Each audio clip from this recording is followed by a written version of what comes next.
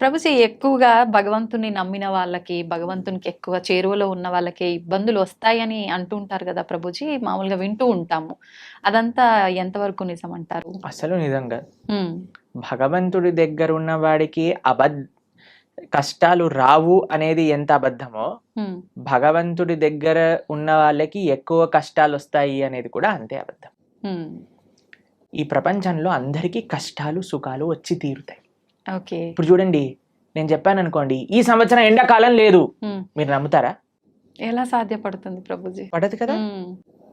నేను చెప్పాను అనుకోండి, ఈ సంవత్సరం ఓన్లీ ఎండాకాలం ఉంటుంది, హ్మ్. వర్షాకాలం ఉండదు, చలికాలం ఉండదు అని అంటే మీరేమంటారు? ఓ బాగుంది, చాలా బ్రహ్మాండంగా ఉంటుంది అంటారా? వినటానికి బావుంది గానీ ఎలా జరుగుతుంది? అంతే గదా అలా ప్రభుజీ! ఉండదు కదండి. అవును. వర్షాకాలం వచ్చినప్పుడు చలికాలం వస్తుంది, చలికాలం అయిపోయాక ఎండాకాలం వస్తుంది, ఎండాకాలం అయిపోయాక మళ్ళీ చలికాలం వస్తుంది, వర్షాకాలం వస్తుంది. ఇది ప్రపంచంలో అందరికీ తెలిసిన విధం. అవును. అలానే మన జీవితంలో కష్టాలు వస్తాయి, దాని తర్వాత సుఖాలు వస్తాయి, దాని తర్వాత కష్టాలు వస్తాయి, దాని తర్వాత సుఖాలు వస్తాయి. కష్టం సుఖం, కష్టం సుఖం ఈ హ్మ్. మానవ జన్మలో ఒక పార్ట్ మాత్రమే. హ్మ్. దీన్ని అండర్స్టాండ్ చేసుకొని యాక్సెప్ట్ చేసుకోవాలి ఫస్ట్ విషయం. ఓకే. దీనికి భగవంతుడికి ఎటువంటి సంబంధం లేదు. హ్మ్. నీ జీవితంలో అంటే మనందరి జీవితంలో ఆ. కష్టము సుఖము, సుఖము. ఎలా అయితే ఎండాకాలం వస్తుందో, ఎలా అయితే వర్షాకాలం వస్తుందో, ఎలా అయితే చలికాలం వస్తుందో, అలానే కష్టము సుఖము మిక్స్డ్ కాలం మూడు మన జీవితంలో ఉంటాయి, ప్రతి ఒక్కళ్ళ జీవితంలో. హ్మ్. మరి భగవంతుడు ఏం చేస్తాడు? హ్మ్. భగవంతుడు ఏమైనా కష్టాలు తీసేసే వాడిని నేను కష్టాలు తీయడానికే భగవంతుని మనం అపాయింట్ చేసుకున్నాము అని మీరు అనుకుంటున్నారా? ఆ. చాలా మంది ఏమనుకుంటారో తెలుసా అండి, వాడు నా పనివాడు, నాకు ఏదైనా కష్టం వస్తే వాడు దాన్ని క్లీన్ చేయాలి, ఇలా భగవంతుని భావిస్తారు. ఇది కరెక్ట్ అయ్యయ్యో! భావన అంటారా? చాలా తప్పు ప్రభుజీ. తప్పేనా? మరి మనం ఎందుకు అలా అనుకుంటున్నాం భగవంతుడికి? హ్మ్. మనం భగవంతుడి సేవ చేయాలా, భగవంతుడు మన సేవ చేయాలా? మనమే భగవంతునికి సేవ మరి చేయాలి. మనం ఆలయానికి వెళ్ళి చేస్తున్నాం, నాకు ఈ కష్టం వచ్చింది నువ్వు ఇది చేసేసేయి అంతే. అని భగవంతుని మన సేవలో పెట్టుకుంటున్నాం మనం. ఎంత హ్మ్. తెలివైన వాళ్ళని చూడండి మనం. అవును. భగవంతుడు కష్టాలు ఇవ్వడు, హ్మ్. భగవంతుడు కష్టాలు తీసేయడు. హ్మ్. భగవంతుడు కష్టాలలో దాన్ని ఎదుర్కొనే ధైర్యాన్ని ఇస్తాడు. ఓకే. కష్టం రూపంలో మనకేదన్నా మనం చెడు మార్గంలోకి వెళితే భగవంతుడు ఒక కష్టాన్ని సృష్టించి మనల్ని కాపాడుతాడు. ఎక్కువ ప్రమాదం జరగకుండా. అంతేకాని హ్మ్. మనల్ని ఎప్పుడూ భగవంతుడు హ్మ్. కష్టాలు పెట్టడు, కష్టాలని ఆపడు. హ్మ్. మీకు ఒక ఎగ్జాంపుల్ చెప్తాను. నిన్నే మేము టీవీలో చూసాము. ఓకే. ఒక అమెరికాలో హ్మ్. ఒక ఫ్లైట్లో 2 సీట్లు ఖాళీగా ఉన్న సీట్లు ఒక్కసారిగా దే బ్లూ ఆఫ్, పేలిపోయాయట ఫ్లైట్లో. ఓకే. అయితే ఆ 2 సీట్లలో ఉన్న వాళ్ళకి అసలు ఎందుకు రాలేదు వాళ్ళు అని చేస్తే, వాళ్ళిద్దరి జీవితాలలో ఏదో లాస్ట్ మూమెంట్ ఏదో అయిపోయి వాళ్ళు వెళ్ళలేకపోయారట. హ్మ్. అరే మేము ఫ్లైట్ మిస్ అయిపోయాం, ఆ డబ్బులు పోయాయి, అవి ఇవి అని ఫుల్ బాధపడ్డారట. హ్మ్. ఎప్పటి వరకు అంటే ఆ 2 సీట్లు పేలిపోయాయి తెలిసే అని వరకు తెలిసినంత విషయం. వరకు. హ్మ్. ఇప్పుడు దాన్ని వెస్టర్న్ టర్మినాలజీస్ లో బర్న్ట్ టోస్ట్ ఫినామినా అని అంటున్నారు అనమాట. ఓకే. అది మీకు టెక్నికల్ టర్మ్స్. అది ఏంటంటే ఏది జరిగినా సరే మన మంచి కోసం జరుగుతుంది అని టైం కానీ మనకి చెప్పదు. ఓకే. ఇప్పుడు మనకి ఈ రోజు ఈ కష్టం వచ్చింది అని అనుకున్నా, ఇప్పుడు సపోజ్ మనకి కాలు ఇరిగింది అని మనం అనుకున్నాం, ఒక యాత్రకి వెళ్ళలేదు, హ్మ్. తర్వాత తెలిసింది ఆ యాత్ర బస్సే బోల్తా పడిపోయింది. హ్మ్. ఇప్పుడు ఏం కాలు ఇరగటం బెటరా, బస్ నుంచి కింద పడిపోవటం బెటరా? కాలు ఇరగటమే బెటర్. అంతే కదండి. అవును. కాబట్టి మనకి ఈ రోజు దేవుడా నాకెందుకు అలా చేసావు, నాకెందుకు ఈ అన్యాయం చేసావు అని అంటే, వెయిట్ చేయి స్వామి, నీకే తెలుస్తుంది దేవుడు నీకు అన్యాయం చేయలేదని. మనకు ఆ ఓపిక లేదంతే, ఓపిక లేదు, అర్థం చేసుకోగలిగే ఆలోచన లేదు. మనకేంటి వెంటనే అయిపోవాలి, ఇది నాకు ఇలా 2 minutes లో మ్యాగీ రెడీ అయిపోయింది, 2 minutes లో నాకు కష్టం ఎందుకు పోవట్లేదు అని మనం తయారైపోయినాం. దీనికి తగ్గట్టు చెప్పేవాళ్ళు కూడా, మీరు ఇది చేసేయండి ఈ కష్టం అలా పోతుంది, ఈ మంత్రం చెప్పండి అలా పోతుంది. అది దట్ ఈస్ నాట్ ప్రాక్టికల్ అండి. దుఃఖాలయం అశాశ్వతం. ఈ ప్రపంచంలో దుఃఖాలు వస్తాయి, దాన్ని ఎదుర్కొనే ధైర్యం కోసం భగవంతుని ఆశ్రయించు. రాముడిగా వచ్చాడు భగవంతుడు, రాముడికి కష్టాలు రాలేదా అండి? మీరు ఒకసారి రాముడి దగ్గరికి వెళ్ళి, రామా నాకు అసలు ఏ కష్టాలు రావద్దు జీవితంలో అంటే, పాపం రాముడు ఏమనుకుంటాడండి, నేనే అన్ని కష్టాలు పడ్డాను, నువ్వు నాకే కష్టాలు వద్దు అని అడుగుతున్నావా నా దగ్గరకు వచ్చి అని కూడా చెప్పండి. జనాలు ఏం చేస్తున్నారంటే అండి, ఇప్పుడు ఇక్కడ కష్టం తీరకపోతే దేవుని మార్చేస్తున్నారు. ఆ, దేవుని మార్చడం కాదు, మొత్తం ఏకంగా ధర్మాన్ని మార్చేస్తున్నారు. దేవుళ్ళని తిట్టడము మళ్ళీ ఎందుకు నిన్ను పూజించాలి అది ఇది మామూలుగా తిట్టరు ప్రభుజీ అదే కొంతమంది. అంటే చేసేదేమో నువ్వు, అనేదేమో భగవంతుడు. భగవంతుని. ఎంత విచిత్రం చెప్పండి. మ్మ్. నీ కర్మలకి నువ్వే బాధ్యుడివి. ఉమ్, నువ్వేదైతే తప్పు చేసావో అది నీ జీవితంలో కష్టంగా వచ్చి తీరుతుంది. ఉమ్, దాన్ని ఎదుర్కో, దాన్ని అనుభవించు, అప్పుడే ఆ కర్మ పోతుంది. ఓకే. కాబట్టి ఇప్పుడు ఒక చిన్న పిల్లవాడు చదువుకోలేదండి, ఉమ్, ఎగ్జామ్లో ఫెయిల్ అయ్యాడు. ఇప్పుడు ఓయ్ నాకు టీచర్ తక్కువ మార్కులు ఇచ్చింది అందుకే నేను ఫెయిల్ అయ్యా అని అంటే మనం ఏం చేస్తామండి, ఒరే నువ్వు ఇప్పుడు ఏం చేయలేవురా, మళ్ళీ చదువుకొని ఇంప్రూవ్మెంట్ రాయాల్సిందే, అంతే. ఆ ఏరియర్ క్లియర్ చేయాల్సిందే, అది నీ బాధ్యత, చదువుకోవాల్సిందే. ఉమ్, కాబట్టి వాడే కష్టపడాలి, వాడే చదవాలి, వాడే ఎగ్జామ్ రాయాలి, వాడే పాస్ అవ్వాలి. అంతే. అలానే మనకి ఎవ్వరు మోటివేషన్ ఇవ్వగలుగుతామంటే ఈసారి బాగా చదువుకో, ఇంకొద్దిగా వాటికి ఒక ట్యూషన్ పెట్టించగలం తల్లిదండ్రులుగా, నీ పక్కనే ఉండి ధైర్యం చెప్పగలం, అంతే కదా. అంతే. అదే మన భగవంతుడు ప్రయత్నం చేసే ఒకటే పని. ఉమ్, నువ్వు నీ కష్టాన్ని నువ్వు దాటుతూ ఉండు, నేను నీ వెంట ఉంటా. ఉమ్, ఆ ధైర్యం భగవద్భక్తి మనకిస్తుంది. ఓకే. కాబట్టి ధర్మాన్ని మార్చేసే వాళ్ళు ఒక్కసారి ఆలోచన చేయండి. తల్లిదండ్రుల్ని మార్చుకోం. అవును. వేరే వాళ్ళ తల్లిదండ్రులు ఏదో కొత్త బ్యాగ్ కొనిచ్చారు, స్పైడర్ మ్యాన్ బ్యాగ్ కొనిచ్చారు, మా అమ్మ నాన్న స్పైడర్ మ్యాన్, నేను వాళ్ళ ఇంటికి వెళ్ళిపోతామా? లేదు. ఎంత సిల్లీయో, ఎంత worst thing to do in life. అలానే మన ధర్మాన్ని వదిలేసి వేరే ధర్మాలకి ఏదో కష్టాలు పోతాయి, మాకు ఉమ్, కష్టాలు తీర్చేవాడు దేవుడే కాదు. మీకు ఒక విషయం తెలుసా అండి, అవునా ప్రభుజీ. ఉమ్, ఎవరైనా చెప్పారనుకోండి ఇది చాలా పవర్ఫుల్, మొత్తం కష్టాలని పోతాయి, అక్కడికి అస్సలు వెళ్ళకూడదు. ఎందుకని ప్రభుజీ? ఎందుకు అని అంటే ఇప్పుడు కష్టాలు పోయాయి అనుకోండి, మన కర్మ ఎప్పుడో ఒకసారి మన కర్మ అనుభవించాల్సిందే కదా. ఉమ్, ఈ రోజు కాకపోతే రేపు తప్పదు. కాబట్టి నీ కష్టం ఈ రోజు మాయమైపోయింది అని అనుకోండి, ఈ రోజు మాయమైపోతుంది, రేపు వస్తుంది, ఉమ్, దాన్ని నువ్వు తప్పించుకోలేవు. ఓకే. అంటే మనం చేసుకునే కొన్ని పుణ్య కార్యాల వల్ల మన పాపాలు తొలగిపోయే అవకాశం ఉంటుంది అని అంటారు కదా ప్రభుజీ. ఇంకొక దాంట్లో విషయం చెప్తాను. భాగంగా పుణ్యము, మంచి పనులు పుణ్యాన్ని ఇస్తాయి, చెడు పనులు పాపాన్ని ఇస్తాయి. ఓకేనా. ఉమ్, పుణ్యం సపరేట్ గా అనుభవించాలి, పాపం సపరేట్ గా అనుభవించాలి. ఉమ్, పుణ్యం ఎక్కువ చేసేస్తే పాపాన్ని అది తొలగించదు. ఓ, అర్థమైందా మీకు? ఓకే. ఓకే. ఇప్పుడు పుణ్యం ఏదైతే ఉందో దాన్ని మీకు స్వర్గానికి తీసుకెళ్తుంది అని అనుకోండి, ఉమ్, పాపం ఏదైతే ఉందో దాన్ని మీకు నరకానికి తీసుకెళ్తూ ఉందనుకోండి. మీరు ఎక్కువ పుణ్యం చేసేస్తే ఈ పుణ్యం వెళ్ళి పాపాన్ని ఇది చేసేదన్నమాట. పుణ్యం ఖాతానే, పాపం ఖాతానే.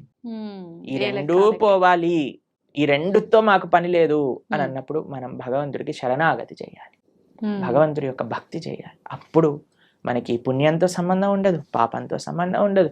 భగవంతుడిని ఆశ్రయించడం, భగవంతుడిని చేరుకోవడం, ఇది భక్తి మార్గము అని అంటే. ఓకే. కాబట్టి ఫస్ట్ పాపాచరణ ఉమ్, మానుకోవటం మనుష్యత్వం, మనుష్యత్వంలో పుణ్యాచరణ, మంచి మనిషిగా మారటం, మంచి మనిషిగా మారిన తర్వాత ధర్మాన్ని తెలుసుకొని భక్తిని ఆశ్రయించి భక్తుడుగా మారటం. ఇట్లా 3 స్టేజెస్ ఉన్నాయి. ఓకే. కాబట్టి ఫస్ట్ స్టెప్ ఇస్ పాపాన్ని పక్కన పెట్టండి, పాపాచరణ తప్పు. దాని తర్వాత నెక్స్ట్ స్టేజ్ మంచి మనిషిగా మారటం, మంచి మనిషిగా మారాక ధర్మం గురించి, దేవుడి గురించి తెలుసుకోవటం, భగవంతుని ఆశ్రయించటం. ఓకే. అప్పుడు మనకి పాపంతో సంబంధం ఉండదు, పుణ్యంతో సంబంధం ఉండదు, భగవంతుడితో మాత్రమే సంబంధం ఉంటుంది. అలా సాధ్యపడుతుందా ప్రభుజీ అట్లా ఉండడం? తప్పకుండా.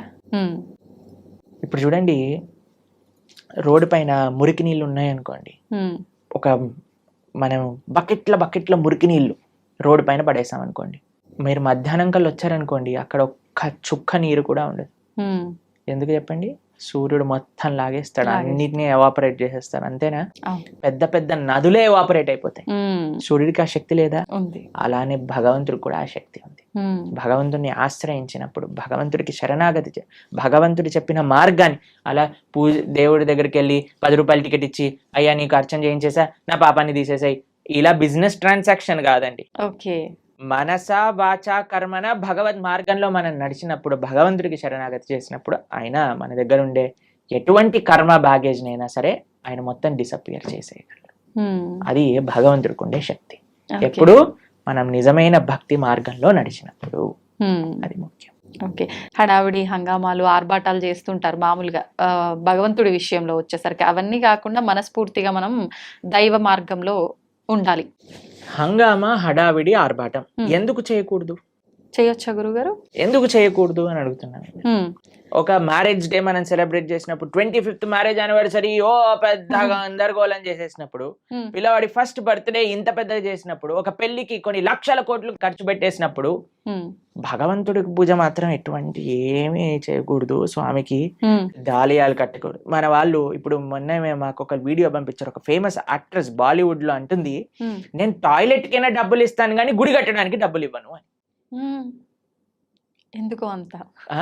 ఎందుకు అని అంటే, నో మోర్ రిలీజియస్ ఇన్స్టిట్యూషన్స్ అని ఏదో దానికి జనాలందరూ కరెక్టే చెప్పింది, రిలీజియస్ వల్ల ఒక ఆలయం కట్టడం వల్ల ఏమి పని ఉంది దానికి అని అంటున్నారు. ఎందుకంటే అందరు ఇలాంటి మెంటల్ గా తయారవుతారు. అవును, ఆలయాలు లేవు కాబట్టి, రిలీజియస్ ఇన్స్టిట్యూట్స్ తక్కువ అయ్యాయి కాబట్టి ఇలాంటి వాళ్ళు పుడుతున్నారు. నిజమే. టాయిలెట్ మెంటాలిటీ కలిగిన వాళ్ళు. అదే ఆలయానికి ఇచ్చుంటే, భగవంతుడికి ఇచ్చుంటే మంచి మనస్తత్వం ఉన్న వాళ్ళు పుట్టేవారు. ఇలాంటి వాళ్ళని ప్రపంచంలో ఎవరు గుర్తుండరండి. ఒక 10-15 ఏళ్ల తర్వాత ఎవరిని దే విల్ నాట్ రిమెంబర్. కానీ మనం ఇప్పటికీ గుర్తు పెట్టుకునేది ఎవరిని అని అంటే, శివాజీ మహారాజ్ లాంటి రాజులు ఎవరైతే ధర్మం కోసం కాపాడారు, దేశం కోసం ప్రయత్నం చేశారు. దేశం కోసం, దైవం కోసం, సమాజం కోసం ఇటువంటి భావనలే రావట్లేదండి జనాలకి ఈ మధ్య. మొత్తం ఫ్యాషన్ అయిపోయింది. భగవంతుడి యొక్క ఆలయం రామ మందిరం కట్టడానికంటే ఎందుకు ఇన్ని వేల కోట్లు అందరినీ పేద ప్రజలకు పంచేయచ్చు కదా. ఎన్ని రోజులు పంచుతావు అనేది ప్రశ్న. ఈ రోజు నువ్వు అన్నం పెట్టగలవా, రేపు పెట్టగలవా, ఎల్లుండి పెట్టగలవా, ఆకలి తీరుతుందా? కానీ భగవద్ ఆలయం ఏం చేస్తుంది అంటే మనసుని మారుస్తుంది, ఒక మంచి ప్రేరణనిస్తుంది. ఒక ఆలయం దేన్ని విషయాలకి కేంద్రం చూడండి మీరు. ఒకటి ఆర్ట్, కల్చర్, ట్రెడిషన్, హెరిటేజ్ ఎన్నిటిని నిలుపుకుంటుంది రామమందిరం. ఒక మందిరం మీరు చూసారంటే ఎన్ని వ్యవస్థలు, పూలు అమ్ముకునే వాళ్ళకి మందిరం, ఒక ఫార్మింగ్ చేసే వాళ్ళకి మందిరం, ఒక ఆర్ట్స్ నేర్చుకునే వాళ్ళకి మందిరం, భగవంతుని ఆశ్రయించిన వాళ్ళకి మందిరం, ఒక మనసులో ఒక ఉత్సాహం, ఒక నమ్మకం, ఒక విశ్వాసం, ఒక ధైర్యం కావాలంటే గుడికి వెళ్తామండి. మీరు మీ జీవితంలో ఎప్పుడైనా వెళ్ళారా అలా? అందరం వెళ్ళే ఉంటాం కదా. ధైర్యం కావాలి. భగవంతుడా మేము ఈ కష్టంలో ఉన్నాం, ఒక ధైర్యం నింపుకోవడానికి భగవంతుడి దగ్గరికి వెళ్ళి చెప్పుకుంటాం మనం. ఎక్కడికి వెళ్తాం ధైర్యం కావాలంటే చెప్పండి. అసలు ఈ ప్రపంచంలో ఎక్కడైనా ఏ ప్రదేశం ఉందా ధైర్యం కోసం వెళ్ళడానికి? మీరు థియేటర్కి వెళ్తే ధైర్యం వస్తుందా? లేదు. పార్క్కి వెళ్తే ధైర్యం వస్తుందా? లేదు. షాపింగ్ మాల్కి వెళ్తే ధైర్యం వస్తుందా? భగవంతుడి దగ్గరికి వెళ్తే ధైర్యం వస్తుంది. ఆ నమ్మకం, ఆ విశ్వాసం, ఆ పట్టుదల. ఏదో ఒకటి ఇన్స్టిట్యూషన్ మన కల్చర్ని, మన ఆర్ట్ని, మన ట్రెడిషన్ని, మన సాంప్రదాయాన్ని నేర్పించే ఇన్స్టిట్యూషనే మందిరం. కాబట్టి మనకి వీ వాంట్ ఎవ్రీథింగ్. ఎప్పుడైనా మీరు హైదరాబాద్ లో ఈ 5 స్టార్ హోటల్ కట్టబోతున్నారు, వాడిని అడిగారండి, ఎందుకు 5 స్టార్ హోటల్ కడుతున్నావు, నీ పక్క నుండి స్లమ్ లో అన్ని డబ్బులు బంచేసాయి, 1 స్టార్ హోటల్ కట్టు సరిపోతుంది అని మనం ప్రశ్నిస్తామండి? లేదు. ఎందుకు? మనకు కావాలి. ఎవరైనా 700 crores 5,000 crores పెట్టి మూవీస్ తీస్తే వాడికి వెళ్ళి చెప్తామా, ఒరే నువ్వు ఈ మూవీ తీయకరా, మేమందరం ఏం పర్వాలేదు, చూడకపోయినా పర్వాలేదు, నువ్వు 1000 కోట్లు పనిచేసే జనాలకి అని చెప్తారా అండి ఎవరైనా? లేదు. దీంట్లో మనకి ఏం ప్రాబ్లం లేదు. కానీ ఎప్పుడైతే భగవంతుడికి ఏదన్నా సేవ చేస్తున్నారనుకోండి, భగవంతుడికి అభిషేకం చేస్తే వెంటనే పాలేంటి అని అంటారు. నేను చూసానండి సినిమా హీరోల కట్అవుట్లకి పాలాభిషేకాలు చేస్తూ ఉంటారు. రాజకీయ నాయకులకి, కరెక్ట్ రాజకీయ నాయకుల విగ్రహాలకు పాలాభిషేకం. అప్పుడేమైంది మన నీతి? మనకు నచ్చిన పని చేస్తే తప్పులేదు. మీరు చూసారండి ఇప్పుడు కొత్తగా ఈ ట్రెండ్ లో ఏమంటామంటే, ఆ న్యూ ఇయర్ పార్టీలు అవి ఇవి అని చేసుకుంటారు కదా, దాంట్లో షాంపైన్ బాటిల్స్ లోంచి షాంపైన్ అంతా ఇలా పోతూ ఉంటుంది చూసావా? అప్పుడు నీకు డబ్బులు వేస్ట్ కాదే.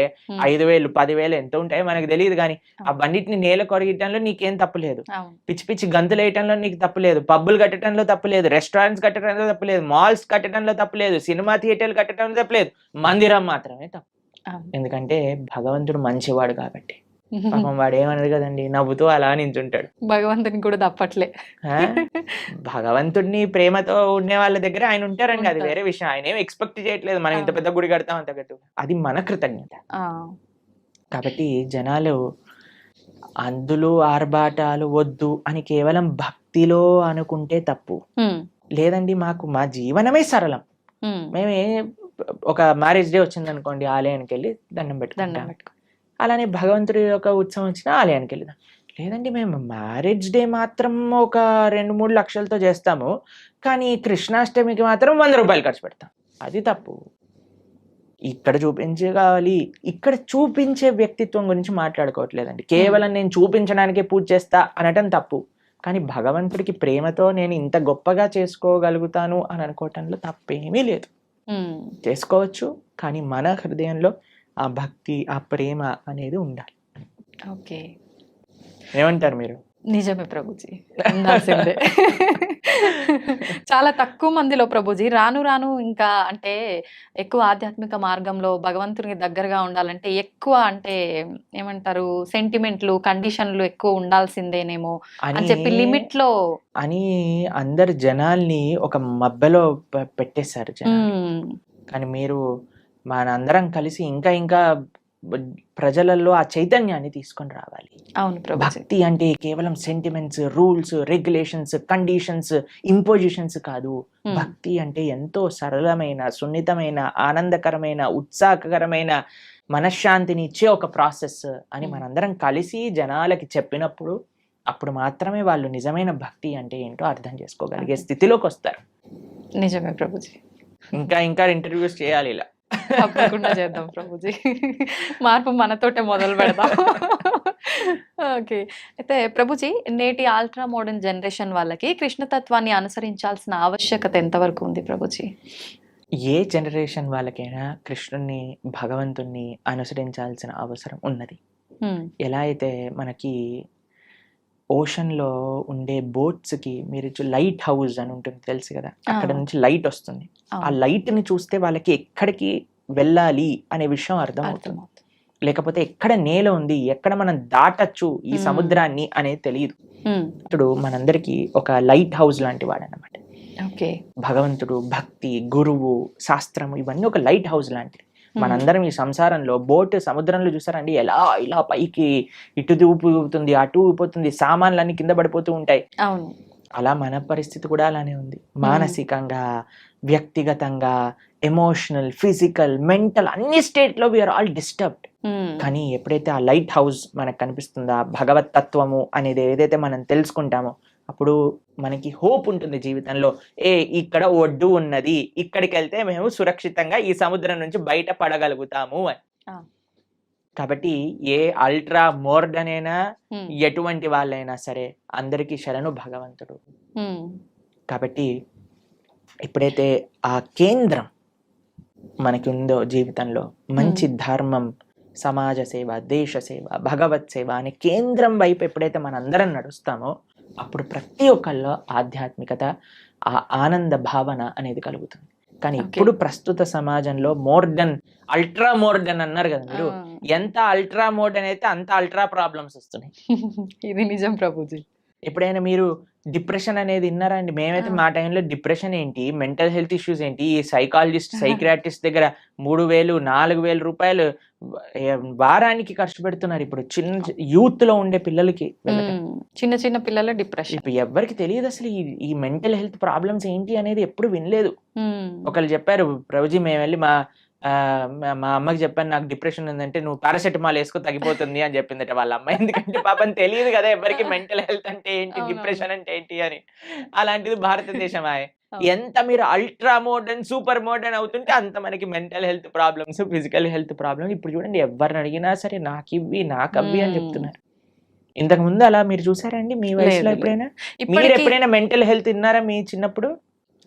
మేము డిప్రెషన్ లో ఉన్నామండి, స్ట్రెస్ లో ఉన్నామండి, యాంగ్జైటీలో ఉన్నామని ఎప్పుడైనా విన్నారా మీరు? అలాంటి పదాలు ఎందుకు? మీరు అల్ట్రా మోడర్న్ సొసైటీలో లేరు కాబట్టి. ఇప్పుడు ఎందుకు వినాల్సి వస్తుంది? అల్ట్రా మోడర్న్ సొసైటీ తయారైంది కాబట్టి. కాబట్టి ఎంత మనం మన సంస్కృతిలో మన ఫౌండేషన్, ఇప్పుడు చూడండి, ఫౌండేషన్ స్ట్రాంగ్ ఉంటే బిల్డింగ్ ఉంటుంది. ఫౌండేషన్ వీక్ ఉంది అనుకోండి, బిల్డింగ్ కదిలిపోతుంది. మనకి ఇప్పుడు ఫౌండేషన్ వీక్ ఉంది. పెద్ద పెద్ద స్కై స్కేపర్ బిల్డింగ్లు కట్టేస్తున్నాం, కానీ ఫౌండేషన్ లేదు కదా, ఎప్పుడు కూలిపోతుందో తెలియదు. ఫౌండేషన్ ఏంటి? అదే ఆధ్యాత్మికత. మీరు ఎంత పెద్ద బిల్డింగ్ కట్టుతున్నారు అన్న దాంతో మీరు అల్ట్రా మోడర్న్ అవ్వండి, సూపర్ అల్ట్రా మోడర్న్ అవ్వండి, super super super duper ultra modern అవ్వండి, నో ప్రాబ్లం. కానీ నీ ఫౌండేషన్ ని చూసుకో, బేస్ ఎలా ఉంది. బేస్ కానీ ఆధ్యాత్మికత కానీ ఉంటే మీరు ఎంత పెద్ద బిల్డింగ్ కట్టినా అది స్ట్రాంగ్ గా ఉంటుంది. కాబట్టి we are concerned about the foundation. We are not concerned about what you are doing. కానీ ఏ భావనతో చేస్తున్నాము, దేన్ని ఫౌండేషన్ చేసుకొని మన జీవితంలో ఎదుగుతున్నాము అనేది మనకి ముఖ్యం. ఓకే. ఇప్పుడు అంటే మాట్లాడుకోవడం వరకు బాగానే ఉంటుంది ప్రభుజీ. చెప్తాము, వింటారు, వదిలేస్తారు. నిజంగా మనం ఆధ్యాత్మిక మార్గంలోకి తీసుకురాగలమంటారా ఈ ప్రస్తుతం ఉన్న సమాజంని? తప్పకుండా. ఏ రకంగా? ఎవరైతే సిన్సియర్గా ఉంటారో, మా జీవితంలో మేము భగవంతుడికి చేసే ఆ చిన్నపాటి సేవలో ఎంతో మంది జీవితాలు మారటం మేము స్వయంగా చూసాం. అంతేందుకంటే మా జీవితం కూడా మారింది కదా, మేము అవును. ఒకళ్ళని విన్నందు వల్ల, మా గురువుని మేము ఆశ్రయించి అనేది చెప్పే మంచి విషయాలను సీరియస్ గా తీసుకోవటం వల్ల కదా నా జీవితం మారింది. అంతే. లేదా ఈ సమయంలో నాకు 28 ఇయర్స్, ఇప్పుడు నేను ఏదైనా చేస్తుండేవాడిని, ఆ, కానీ మా జీవితం మారింది అని అంటే ఇప్పుడు నేను మారినప్పుడు ఎందుకు మారలేరు 10 మంది? ఉమ్, కాబట్టి మా జీవితంలో మేము ఎన్నో వేల మంది జీవితాలను మార్చి మంచి మార్గంలో వెళ్ళటం మేము స్వయంగా మా సొంత జీవితంలో చూసాం. ఓకే. అది శాస్త్రవాకు. ఎవరైతే భగవంతుడి గురించి మంచి హృదయంతో భగవంతుడు ఇచ్చిన మెసేజ్ని యాక్సెప్ట్ చేస్తారో జీవితంలో, వాళ్ళు తప్పక మారతారు. That is not difficult thing at all. Um, కేవలం మంచి విషయాలు మనం వినగలగాలి, మంచి వాళ్ళ సత్సంగంలో ఉండగలగాలి, ఉమ్, మంచి ఆధ్యాత్మిక పుస్తకములు చదవగలగాలి, మన మంచి ఆహారాన్ని స్వీకరించటంతో పాటు మంచి అలవాట్లు అన్నీ మనకు ఉండగలిగితే తప్పకుండా మారుతాం. And we will change for good um. And we will be all happy. Prabhuji, ఆధ్యాత్మిక మార్గంలో నడిస్తే అంత మంచే జరుగుతుంది, ఆ మార్పు అనేది మొదలవ్వాలి అనుకున్నాం. అసలు నిజంగా ఆధ్యాత్మికం వైపు వెళ్ళాలి అన్న ఆలోచన కలిగే వాళ్ళు కొంతమంది ఉంటారు ఇలాంటి మాటలు విన్న తర్వాత. అటువంటి వాళ్ళ ఆలోచన విధానము అనేది ఏ రకంగా ఉంటే బాగుంటుంది గురుజీ? ఫస్ట్ ఆధ్యాత్మిక మార్గంలో మొట్టమొదటి అడుగు శ్రవణం. ఓకే. శ్రవణం కీర్తనం విష్ణు స్మరణం పాద సేవనం అర్చనం వందనం దాస్యం సాఖ్యమాత్మ నివేదనం అని ప్రహ్లాదుడు భాగవతంలో చెప్తాడు. ఉమ్, మొట్టమొదటి అడుగు శ్రవణం. ఇప్పుడు ఎవరికైనా ఆధ్యాత్మిక మార్గం అంటే ఏంటి తెలుసుకోవాలి అని అనుకుంటున్నారు అనుకోండి, ఉమ్, అసలు ఆధ్యాత్మిక మార్గంలో నేను ఎలా ఉండాలి, ఒక బేసిక్ బుక్ అనేది మనకి సనాతన ధర్మానికి ఒక పుస్తకం, ఒక మాన్యువల్, ఒక మెషిన్ కొన్నాం అనుకోండి, ఒక మాన్యువల్ కావాలి కదండి. ఉంటుంది. అలా అసలు మనం ఏమి చెయ్యాలి మానవ జన్మ వచ్చాక అని చెప్పేదే భగవద్గీత. ఉమ్, మీరు మన ఛానల్లో ప్రణవానంద దాస్ అనే ఛానల్లో ఇప్పుడు ఎవరికైనా మీకు ఈ ఇంటర్వ్యూ వినటం వల్ల అసలు మాకు ధర్మం అంటే ఏంటి, హిందూ ధర్మం అంటే ఏంటి, అసలు భగవంతుడు ఏం చెప్పాలనుకుంటున్నాడు, అసలు మానవుడు ఏం చెయ్యాలి అని మీకు ప్రశ్నలు ఉన్నాయనుకోండి, ఉమ్, మనం 18 లెక్చర్స్ మాత్రమే, ఒక్కొక్క లెక్చర్ 1 hour మాత్రమే ఉంటుంది. ఓకే. ప్రణవానంద దాస్ ఛానల్లో మీరు వెళ్ళి ప్లేలిస్ట్ లో భగవద్గీత అని మీరు చూసారనుకోండి, కేవలం సింపుల్ 18 లెక్చర్స్. ఉమ్, ఇప్పటి వరకు సుమారుగా 8 లక్షల మంది పైగా ప్రవచనాలు విని ఉన్నారు ఆల్రెడీ. ఓ, కాబట్టి మీరు జస్ట్ దాన్ని 18 లెక్చర్స్ వినండి, 1 to 18 కంప్లీట్ చేసే లోపల మీకు మొత్తం క్లారిటీ వస్తుంది జీవితంలో మనం ఏం చేయాలి. ఉమ్, ఇట్ ఈస్ వెరీ సింపుల్. దాని తర్వాత ఫస్ట్ స్టెప్ శ్రవణం అయిపోయాక మెల్లమెల్లగా ఒక్కొక్క అడుగు మిమ్మల్ని ముందుకు తీసుకెళ్తుంది ఆ శ్రవణం యొక్క శక్తి వల్ల. ఉమ్, కాబట్టి మీరు ఇప్పుడు హాలిడేసే, ఉమ్, కాబట్టి మీకు అంత బిజీగా ఉండరు అని నేను భావిస్తున్నాను. కాబట్టి అట్లీస్ట్ ఈ సమ్మర్ హాలిడేస్లో ఈ 18 లెక్చర్స్ భగవద్గీత, సంపూర్ణ భగవద్గీత ప్రణవానంద దాస్ అనే యూట్యూబ్ ఛానల్లో మీరు విని చూడండి. మేము చాలా సింప్లిఫైడ్ వేగా అందరికీ సనాతన ధర్మం గురించి ఎక్స్ప్లెయిన్ చేసే ప్రయత్నం చేశాం ఆ వీడియోస్లో. కాబట్టి మీరు చూసి మీ యొక్క భావనలు వ్యక్తపరచండి. తప్పకుండా I think that will be a guiding light for everybody. ఎందుకంటే భగవద్గీత శాస్త్రమే అటువంటిది. కాబట్టి ఇది ఫస్ట్ స్టెప్. ఎందుకంటే అన్ని స్టెప్స్ ఒకసారి చేయకూడదు కదండి. నెక్స్ట్ ఇంటర్వ్యూలో సెకండ్ స్టెప్ గురించి మాట్లాడుకుందాం. ఇప్పుడు ఫస్ట్ స్టెప్ భగవద్గీత 18 లెక్చర్స్ వినటం. ఓకే. శ్రవణం. ఓకే. ప్రభుజీ, ఆహారం విషయానికి వస్తే చాలా మంది ఈ మధ్య కాలంలో నాన్ వెజ్ ఫుడ్కి ఎక్కువ అలవాటు పడిపోతున్నారు, ఎక్కువగా మాంసాహారం తింటున్నారు. నిజంగా మాంసాహారం అనేది తినడం తప్పంటారా ప్రభుజీ? మనకి ఎప్పుడైనా దోమ కుట్టినప్పుడు మీకు ఏమనిపిస్తుందండి? నొప్పి, బాధ కలుగుతుంది. ఏమంటారు అప్పుడు? దోమ కుట్టింది పాట్ అని వేసేస్తారు కొంతమంది. అయితే అరే ఆ దోమ ఎక్కడుందో పట్టుకొని రారా, దాన్ని ఎలా అయినా చంపేయాలి. ఇప్పుడు బాటిల్ తీసుకొని ఏమంటారు, మీరు యుద్ధానికి వెళ్ళినట్టు దోమలు వెనకాల పడి దోమని చంపేస్తే. ఇంత పెద్ద శరీరం నీది, ఇంత చిన్న దోమ, ఇంత చిన్న చీమ కుడితే అబ్బో చీమ కుట్టింది, నీళ్లు పోసేయండి, చీమలు అన్నిటి తీసేయండి, లక్ష్మణ్ రేఖ పెట్టేసేయండి. ఇంత పెద్ద శరీరంలో ఏదో ఒక మూలన ఇంత చిన్న నొప్పి వస్తేనే భరించలేని మనము ఒక ప్రాణిని ఒక కత్తి తీసుకొని గొంతు కోసేసి అది విలవిల్లాడుతూ రక్తం కక్కేసి అలాంటి నొప్పి వేరే వాళ్ళకి ఇవ్వడానికి ఎలా సిద్ధం అవుతామండి ఒకసారి చెప్పండి? ఏమంటారు, మీరు రైట్ అంటారా? మనం ఇంత చిన్న నొప్పిని కూడా భరించలేమాయే, కానీ మనం ఏ ప్రాణిని ఎలాగైనా హింసించచ్చు అనే భావన వస్తే రేపొద్దున అది విస్తీర్ణం అవుతుందన్నమాట. We become hard hearted. ఇప్పుడు ఒక ప్రాణి కష్టాన్ని చూస్తూ మన మనసు చలించలేకపోయింది అనుకోండి, రేపొద్దున ఇంకొక మనిషి కష్టాన్ని చూసి కూడా మనం చలించలేకపోతాం. నిజం ప్రభుజీ. మన తోటి ఉండే వాళ్ళ కష్టాలు, అసలు కష్టాన్ని అర్థం చేసుకొని మనస్తత్వం వచ్చేస్తుంది. కష్టం ఎవరికైనా కష్టం కదండి. అవును. ఒక ప్రాణిలో కష్టం చూడని వాడివి మనిషిలో కష్టం ఎలా చూడగలుగుతున్నావు? మనిషిలో కష్టాన్ని చూసిన వాడివి ప్రాణిలో కష్టాన్ని ఎందుకు చూడలేకపోతున్నావు? మనిషికి ఒక జీవుడికి ఏంటి డిఫరెన్స్ చెప్పండి? వాళ్ళకి ఫ్యామిలీ లేదా? వాళ్ళకి పిల్లల పైన ప్రేమ లేదా? అది జీవించాలి అని అనుకోవట్లేదా? ఒక కోడినో ఒక మేకనో అనుకోండి, అదేమన్నా మీ దగ్గరకు వచ్చి నా గొంతు కోసేసేయి, నన్ను ఈరోజు బిర్యానీ వండుకొని తిను అని చెప్తుందా? అదేమన్నా విలవిల్లు ఆడిపోతుంది, భయం అయిపోతుంది. ఆ నెగిటివ్ ఎనర్జీ మొత్తం ఈ ప్రపంచంలో అన్ని చోట్ల ఆ క్రీపిన్ అయ్యే భూకంపాలు, టోర్నాడోస్, దానికి ఒక థియరీ ఉంది, సైంటిఫిక్ థియరీ తెలిసిన మీకు? ఎప్పుడైతే మనం ఇంత జీవహింస, ప్రాణి హింస అనేది జరుగుతుందో ఆ నెగిటివ్ వైబ్రేషన్స్ అన్ని కలెక్ట్ అయ్యి ఒక్కసారి అది మాస్ డిస్ట్రక్షన్ చేస్తుంది అనమాట. ఓకే. భూకంపాలు రావటం, సునామీలు రావటం, టోర్నాడోలు రావటం, ఫారెస్ట్ ఫైర్స్ రావటం, ఇవన్నీ ఎందుకు, ఈ వైపరీత్యాలన్నీ ఎందుకు వస్తున్నాయి అని అంటే ఆ నెగిటివ్ వైబ్రేషన్స్ వల్ల. ఓకే. కాబట్టి మనం జీవహింస తెలిసి ఎవరిని తెలియకుండానే మనం ఎంత ఇబ్బంది పెడుతున్నామండి. ఓ బిల్డింగ్ కట్టాలి అంటే పాపం కింద ఎన్ని పాములు పోయాయో, ఎన్ని చీమలు పోయాయో, ఎన్ని ప్రాణులు కోల్పోతాయో. ఒక రోడ్ వేయాలన్నా మనం రోడ్ పైన పోతూ వెహికల్స్ లో ఉంటే మనకి ఎన్ని తెలుసు చెప్పండి? తెలియక ఎన్ని చేస్తున్నాం మనం. వెజిటేషన్స్ గ్రో చేస్తుంటే ఎన్ని పోతాయో క్రాప్స్ లలో. తెలియకుండానే మనం ఇంత జీవహింస చేస్తున్నాం. ఇంకా తెలిసి చేస్తే ఎలా చెప్పండి? కాబట్టి ఒక్కటి గుర్తుపెట్టుకోండి, మన శాస్త్రం చెప్తుంది మాంసహ అంటారు, మాంసం అని అంటారు కదండి. అంటే నేను రేపు నీలాగా అవుతాను. మాంసహ, ఈరోజు నేను నిన్ను చంపుతున్నాను, రేపటి రోజున నువ్వు నన్ను చంపుతావు. అది ఎగ్జాక్ట్ డెఫినేషన్ ఆఫ్ మాంసం. ఈరోజు మనం ఏ జీవినైతే ఎంత బాధ పెడుతున్నామో అదే బాధ 100 రెట్లై మనం అనుభవించాల్సి వస్తుంది, లేదా మన ముందు మనకు కావాల్సిన వాళ్ళు అనుభవిస్తారు. కాబట్టి మనం అది ఒక ఎన్వైరన్మెంటల్ పర్స్పెక్టివ్గా చూసినా, ఇప్పుడు మ్యాక్సిమం 60% ఆఫ్ వెజిటేషన్ మొత్తం కూడా ఈ ఫార్మ్లో ఉండే యానిమల్స్కి తినిపించడంలో పోతుంది. అదే కానీ మనం ఇప్పుడు చూడండి, ఇప్పుడు ఇండియాలో మనం వెజిటేరియనిజం గురించి మాట్లాడితే ఎలా అంటున్నారు, వెజిటేరియన్స్ ఎట్లా అవుతారు, అది ఇది ఇది ఇది ఇది దీనికి విరుద్ధం, దానికి విరుద్ధం, ఇది మా ఫ్యామిలీకి విరుద్ధం, ఇది మాకు ఇది విరుద్ధం అని పెద్ద యుద్ధాలకు వచ్చేస్తున్నారు.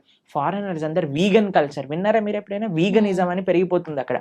ప్లాంట్ బేస్డ్ డయట్, యానిమల్ ఉన్న దాన్ని వాళ్ళు టచ్ చేయరనమాట, దాన్ని వీగన్ అని అంటారు. మొత్తం మీరు చూస్తే, మేము ఆస్ట్రేలియా మెల్బోర్న్ లో ఒక వీగన్ స్ట్రీట్ అని ఉంది, మొత్తం స్ట్రీట్ అంతా వీగన్ రెస్టారెంట్స్ అక్కడ.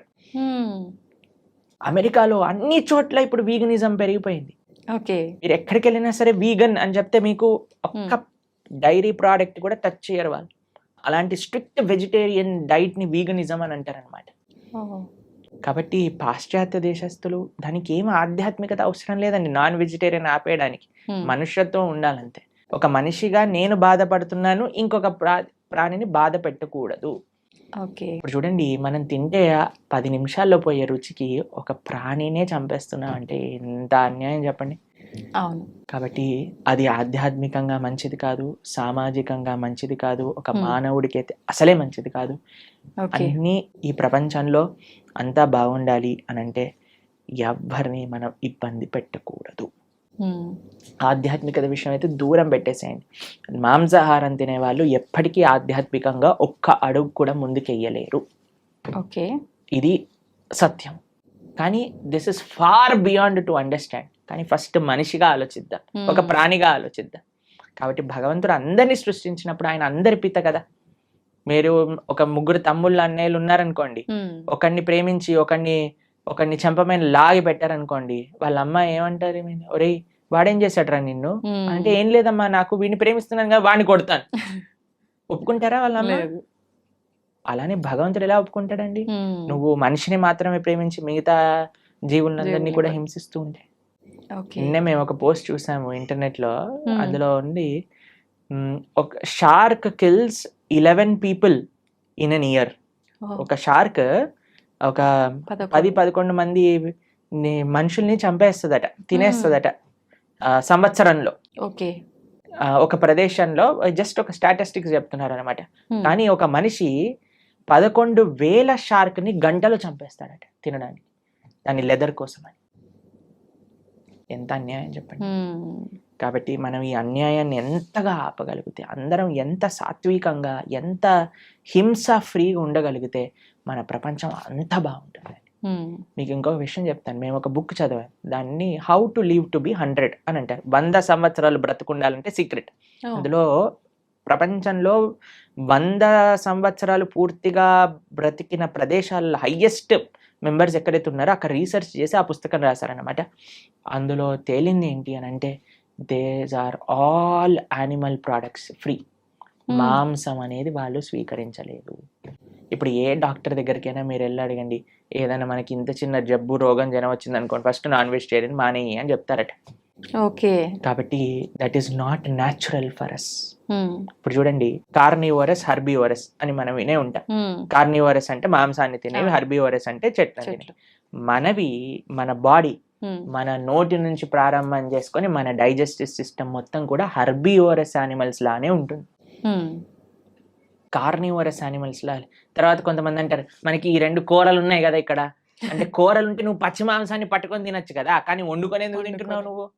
కార్నివోరస్ యానిమల్స్ అయితే అవి పచ్చి మాంసాన్ని పట్టుకొని వేటాడి తింటాయి. మనం ఏమన్నా ఇప్పుడు ఒక మేకని తినేవాడు ఏమన్నా మేక పైన పడి వాడిని చీల్చి తింటాడా? లేదు. కాబట్టి ది వెరీ థాట్ దట్ నువ్వు వండుకొని తింటున్నావు అని అంటే, అది నీ శరీరానికి మార్చి కానీ నువ్వు తినలేవు అని. కానీ ఇప్పుడు చూడండి, సాలడ్స్ లో మీరు ఏ కూరగాయలు వేసినా సరే కక్కర్ అని తినేస్తారు. క్యారెట్లు తినేయచ్చు, బీట్రూట్లు తినేయచ్చు, ఏదైనా తినేయచ్చు పచ్చిగా. అవును. కాబట్టి మనకి పచ్చిగా తింటే అరుగుతుంది. ప్లస్ మన digestive system, carnivorous animals digestive system చాలా చిన్నగా ఉంటుంది, ఎందుకంటే అది వచ్చేస్తుంది బయటకు వెళ్ళిపోతుంది. కానీ మనది మాత్రం లాంగ్ ఇంటెస్టైన్, స్మాల్ ఇంటెస్టైన్, అవి డైజెస్ట్ చేసి దాన్ని న్యూట్రియంట్ కాంప్లెక్స్ చేసి అన్ని శరీరానికి ఎనర్జీ అందించి అప్పుడు కానీ బయటకు వస్తుంది. కార్నివోరస్ యానిమల్స్ చూసాను అనుకోండి, నాలుకతోటి నీళ్లు తాగుతాయి. మనం ఎలా చేస్తామండి? మనం నోటితో తాగుతాం. కాబట్టి ఇవన్నీ దేర్ ఆర్ మెనీ రీజన్స్. అటు సైంటిఫికల్ గా చూస్తే, అటు హ్యూమన్ మేకప్ విధంగా చూస్తే, ఎలా చూసినా సరే ఒక మనిషి వెజిటేరియన్ గానే ఉండాలి. Okay. He cannot kill any living being. Okay. అయితే ప్రభుజీ, ఇది సృష్టికి విరుద్ధం అయినప్పుడు భగవంతుడు ఎందుకు దీన్ని ఆపలేకపోతున్నాడు మరి? అయితే ఇది తినొచ్చు, ఆ జంతువులు పుట్టిందే మానవులు తినటానికి అని ఎవరైనా మీకు సర్టిఫికెట్ ఇచ్చారా? ఉంటారు కదా. భగవంతుడు ఇచ్చాడా చెప్పండి. భగవంతుడు ఆపట్లేదు అని మీరు అన్నారు కదా, కానీ భగవంతుడు తిను అని ఎక్కడేం చెప్పాడా? లేదు. ఏదైనా ఇప్పుడు ఒక మేక పుట్టాక ఇది వీడు తినడానికి అని దానిపైన స్టాంప్ వేసి ఆయన పంపించాడా మనకి? లేదు కదా. ఎందుకు? ప్లస్ ఈ మనిషి కూడా ఎందుకు సెలెక్టివ్ గా ఉన్నాడు? నేను మేకనే తింటా, కోడిని, కుక్కని ఎందుకు తినావు నువ్వు? నీ పెంచుకునే కుక్కకి ఇంకా బయట ఉండే మేకకి ఏంటి డిఫరెన్స్? కొంతమంది డాగ్ లవర్స్ ఉంటారు, మీరు చూసినా, ఓ కన్నా మున్నా చున్నా అని ఎప్పుడు ఇలా కుక్కని ఇలా పట్టుకొని అలా పట్టుకొని, కుక్కకి ఏమన్నా అయితే వాళ్ళు ఏలవటం అవి. అరే, ఆ కుక్కకి ఎంతైతే ప్రాణం ఉందో ఆ మేకకి కూడా అంతే ప్రాణం ఉంది. ఏమన్నా మేకల తక్కువ ప్రాణం ఉందా చెప్పండి? లేదు. మరి ఎందుకు మనం ఆ డిఫరెన్షియేషన్ చేస్తున్నాం? భగవంతుడి నీకు తినాలి అని చెప్పలేదు, కాబట్టి భగవంతుడు నీకు తినద్దు అని కూడా వచ్చి చెప్పడు. శాస్త్రం అన్నీ చెప్పింది. ఓకే. మద్యం, పానం, శ్రియ, సూన, యత అధర్మశ్చ చతుర్విధం. భాగవతం చెప్పింది ఈ విషయాలు. 4 విషయాలు తప్పు. వ్యభిచారము, మాంసాహారాన్ని స్వీకరించటం, జూదమాడటం, తర్వాత మాదక ద్రవ్యాలు, సిగరెట్, మందు, గుట్కా, మాణిక్ చంద్, ఇవన్నీ వేసుకుంటారు కదండి, ఇవన్నీ ఈ 4 అధర్మము అని శాస్త్రం క్లియర్ గా చెప్పింది. ఓకే. కాబట్టి ఈ 4ని మనం దూరం పెట్టాలి, అప్పుడే మనం మనిషిగా అవుతాం. ఓకే. మాంసాహారం తినడమే తప్పు, అసలు పాపం, మహాపాపం. పాపం కాదు, మహాపాపం. మీరు మనం ఇక్కడ ఏవేవైతే చేస్తామో మళ్ళీ అక్కడికి వెళ్ళిపోయాక మనల్ని కూడా అలానే చేస్తారు. దానికి సిద్ధము అని అంటే మన ఇష్టం. ఇంకా చాలా మంది అంటారు చూసుకుందాంలే ఏదైతే అది అని. అలాంటి మూర్ఖులకి మనం ఇంకేం చెప్తామండి. సో ఒక గుర్రాన్ని నీటి వరకు తీసుకెళ్ళటం కానీ నీటిని తాగించలేం కదా. మన ప్రయత్నం మంచి విషయాలు 10 మందికి చెప్పటము, అంతేకాని ఎవరిని మనం గొంతు పట్టుకొని ఇది చేయించలేమన్నమాట. వాళ్ళ జీవితంలో వాళ్ళకి ఆ అనుభవము, ఆ మానసిక మెచ్యూరిటీ, తర్వాత ఆ పరిపక్వత అనేది వాళ్ళకే ఉండాలి. అయితే ప్రభుజీ చాలా మంది ఎక్కువగా భగవంతుని ఆరాధనలో ఆధ్యాత్మిక మార్గంలో ఉంటూ ఉంటారు, యథావిధిగా నాన్ వెజ్ అవన్నీ తీసుకుంటూ ఉంటారు. అలాంటి వాళ్ళు చేసే పూజలు పనికిరావా? ఆధ్యాత్మికత నాన్ వెజిటేరియన్ రెండు ఒక దాటిలోకి రావు. నాన్ వెజిటేరియన్ ఆధ్యాత్మికం అవ్వలేడు. ఆధ్యాత్మికంగా వెళ్ళే వ్యక్తి నాన్ వెజిటేరియన్ తినలేడు. ఓకే. పూజలు పునస్కారాలు వేరే విషయం అండి. పూజలు పునస్కారాలు చేస్తూ నువ్వు నాన్ వెజిటేరియన్ తింటున్నా అది వేరే విషయం. కానీ ఆధ్యాత్మికత అనేసరికి భగవంతుడు ఏంటి, భగవంతుడు ఏం చెప్పాడు అని అర్థం చేసుకోవటం ఆధ్యాత్మికత. భగవంతుడు నన్ను ఎలా జీవించమని చెప్పాడో అర్థం చేసుకొని జీవించటం ఆధ్యాత్మికత. మనం 100 పూజలు చేయి, పునస్కారాలు చేసుకొని ఏదైనా చేసుకోండి, కానీ భగవంతుడు జీవించమన్న జీవన విధానాన్ని మనం ఆచరించకపోతే he will not care for us. ఇప్పుడు చూడండి, మీకు మీ పిల్లలు ఉన్నారు, మీరు చెప్పిన మాట వినటం మీకు ముఖ్యమా, మీరు చెప్పిన విధంగా వాళ్ళు ఉండటం మీకు ముఖ్యమా, లేదా మీరు చెప్పిన విషయాలు ఏమీ పాటించకుండా బయటికి వెళ్ళి మా అమ్మ ఇంత గొప్పది, మా అమ్మ అంత గొప్పది, మీ ఫోటో పెట్టుకొని రూమ్లో రోజు ప్రొద్దున అగరబత్తులు తిప్పేసి ఆరతులు పెట్టేసి మీకు పెద్ద పెద్ద మాలలు వేయటం ముఖ్యమా? మీరు చెప్పండి, ఏది మీకు సంతోషాన్ని ఇస్తుంది? చెప్పిన మాట ఆచరిస్తే అంతే కదా. చెప్పిన మాట ఆచరించి మీరు పెద్దగా ఏం చేయకపోయినా మీరు ఆనందంగానే ఉంటారు కదా. నాన్న చదువుకో, మంచిగా ఉండు, 10 మందితో మంచి చెయ్యి, నువ్వు ఎప్పుడు బాగుండాలి, అది మీరు చెప్పిన విధానాన్ని వాళ్ళు ఫాలో అవుతాయి కదా. అదే ఆధ్యాత్మికత అంటే. భగవంతుడు ఏం చెప్పాలనుకుంటున్నారో తెలుసుకొని దాన్ని ఫాలో అవ్వటం ఆధ్యాత్మికత. భగవంతుడు ఫోటోలు పెట్టి ఓ ఓ అని తిప్పేటాల ఆధ్యాత్మికత కాదు. ఎప్పుడు వరకు మనం ఆయన మార్గాన్ని ఫాలో అవ్వకపోయినంత వరకు. ఒక్కసారి మనం ఆయన చెప్పే విధానాన్ని ఫాలో అవుతూ మిమ్మల్ని ప్రేమతో, ఇప్పుడు చూడండి, మీ పిల్లలు మీరు చెప్పిన విషయాలు అన్నీ మంచిగా విని మీ పుట్టినరోజు రోజు ఒక గ్రీటింగ్ కార్డ్ చేసి మీకు చాలా సేపు కష్టపడి ఒక గ్రీటింగ్ కార్డ్ చేసి ఇచ్చారనుకోండి, మీకు ఎంత సంతోషం ఇస్తుంది. అరే మా పిల్లలు ఎంత బంగారు కొండలరా, నేను చెప్పిందన్ని మాటలు వింటారు, నాకు ఇంత ప్రేమ గ్రీటింగ్ కార్డ్ తీసుకొచ్చారనిపిస్తుందా? అలానే భగవంతుడు కూడా మనం ఎప్పుడైతే ఆయన మాటలు విని ఆయన ఆరాధన చేస్తామో అప్పుడు ఆయనకు అంత సంతోషం వస్తుంది. మీ మాటలు ఎప్పుడు వినకుండా, మిమ్మల్ని ఎప్పుడు పట్టించుకోకుండా బర్త్డేకి మాత్రం పెద్ద గిఫ్ట్ తీసుకొచ్చా, ఏంది ఈ గిఫ్ట్, కనీసం ఎవడు అడిగాడు నిన్ను అని అంటారు, అంతే కదా. అలానే భగవంతుడు మన పూజలు కూడా అలానే అనిపిస్తాయి. ఇది ఖచ్చితంగా అందరూ తెలుసుకోవాల్సిన విషయం, అంతే కదా. ప్రభుజీ, పిల్లల టాపిక్ వచ్చింది కాబట్టి నేటి బాలలే రేపటి పౌరులు అంటారు. అయితే అటువంటి పిల్లల్ని మనం పెంచే విధానము కరెక్ట్గా ఉండకపోవడం వల్ల అంటే ప్రభావం పడుతుందా, లేదంటే విద్యా వ్యవస్థ ప్రభావం ఏమైనా ఉంటుందా ప్రభుజీ? అన్ని ప్రభావం. మనం పెంచే విధానం, విద్యా వ్యవస్థ, టీచర్లు, మీడియా, వాళ్ళు చూపించేవి, వాళ్ళు ఉండే ఫ్రెండ్స్, అన్నిటినీ ప్రభావం ఉంటుంది. కరెక్ట్, అన్నీ కూడా జాగ్రత్తగా ఉండాలి. ఇప్పుడు అన్నిటినీ మార్చేయలేం కదండి. మన వంతు మన మార్పు మనతోటి ప్రారంభం అవ్వాలి. కాబట్టి ఇప్పుడు చూడండి, అందరి పిల్లలకి హాలిడేస్ టైం. ఇప్పుడు మీ హాలిడేస్ లో మీ పిల్లలకి ఏం నేర్పిస్తున్నారు? ఎన్నో మంచి ఆధ్యాత్మిక కేంద్రములలో సేవా మాధ్యమంగా సమ్మర్ క్యాంప్స్ జరుగుతున్నాయి. మన ఇస్కాన్ హైదరాబాద్ లో సమ్మర్ క్యాంప్స్ చేస్తున్నారు, మేము ఆదిలాబాద్ లో రేపు సమ్మర్ క్యాంప్ చేస్తున్నాం.